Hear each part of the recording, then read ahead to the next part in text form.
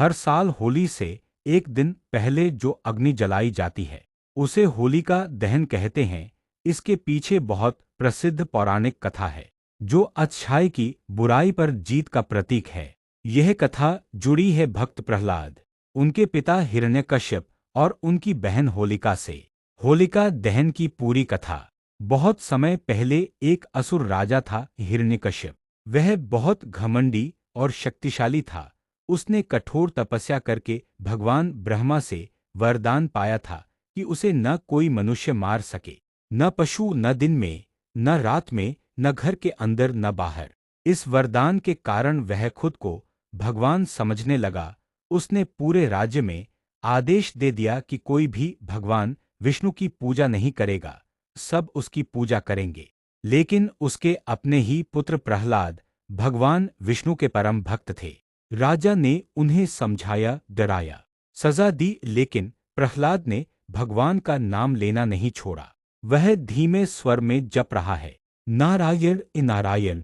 राजा को जब पता चलता है कि उसका अपना पुत्र ही उसके आदेश का पालन नहीं कर रहा, उसका क्रोध आग बन जाता है।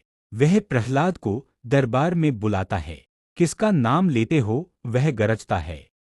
बालक शांत स्वर में उत्तर देता है, पिताश्री, सबके स्वामी एक ही है, भगवान विष्णु। दरबार सन्न रह जाता है। राजा का चेहरा क्रोध से लाल हो जाता है और फिर शुरू होती है भक्ति की परीक्षा। प्रहलाद को ऊंचे पर्वत से गिराया जाता है। हवा तेज चल रही है और सैनिक नीचे खड़े हैं। लेकिन जैसे ही बालक गिरता है, मानो अदृश्य हाथ उसे थाम लेते हैं। वह सुरक्षित खड़ा हो जाता है और फिर वही नाम, नारायण। उसे विष दिया जाता है, लेकिन वह अमृत बन जाता है। हाथियों के सामने डाला जाता है, पर वे उसके चरणों में शांत हो जाते हैं।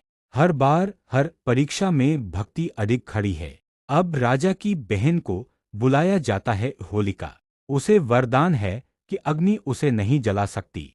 रात का समय है, आकाश में तारे चमक रहे हैं। राजमहल के सामने विशाल चिता सजाई गई है, लकड़ियां रखी जा रही हैं, अग्नि प्रज्वलित की जाती है, लपटें आसमान छूने लगती हैं। होलिका प्रहलाद को गोद में लेकर अग्नि की ओर बढ़ती है। चारों ओर सन्नाटा है। प्रहलाद की आंखें बंद हैं। उसके चेहरे पर भय नहीं, केवल विश्वास है। अग्नि भड़क उठती है, लपटें ऊंची होती जाती हैं। लोग सोचते हैं अब सब समाप्त, लेकिन उसी अग्नि के भीतर एक अद्भुत दृश्य घट रहा है। भक्ति अग्नि से भी तेज प्रकाश बन चुकी है। कुछ ही क्षणों में होलिका की चीख सुनाई देती है। उसका वरदान निष्फल हो जाता है और वह अग्नि में भस्म हो जाती है। अग्नि शांत होती है और सबकी आंखें आश्चर्य से फैल जाती हैं। प्रहलाद सुरक्षित खड़े हैं। उनके होठों पर अभी भी वही नाम है, नारायण। यह दृश्य देखकर भी हिरण्यकश्यप का अहंकार नहीं टूटता। वह महल के स्तंभ की ओर इशारा करके पूछता है, कहाँ है तेरा भगवान? क्या वह इस स्तंभ में भी है? प्रहलाद मुस्कुराते हैं, हाँ पिताश्री, वे हर जगह हैं। और तभी स्तंभ से भयंकर गर्जना गूंजती है। पत्थर फट जाता है। प्रकट होते हैं भगवान नरसिंह, आधा मनुष्य आधा सी। संध्या का समय है। महल की चौखट पर न दिन न रात, न भीतर न बाहर, और वहीं पर हिरण्यकश्यप का अंत हो जाता है। भक्ति जीत जाती है, अहंकार हार जाता है। आज भी जब होलिका दहन की अग्नि जलती है, तो वह केवल लकड़ियों की आग नहीं होती, वह उस रात की याद होती है जब एक छोटे से बालक की अटूट श्रद्धा ने अग्नि को भी परास्त कर दिया था।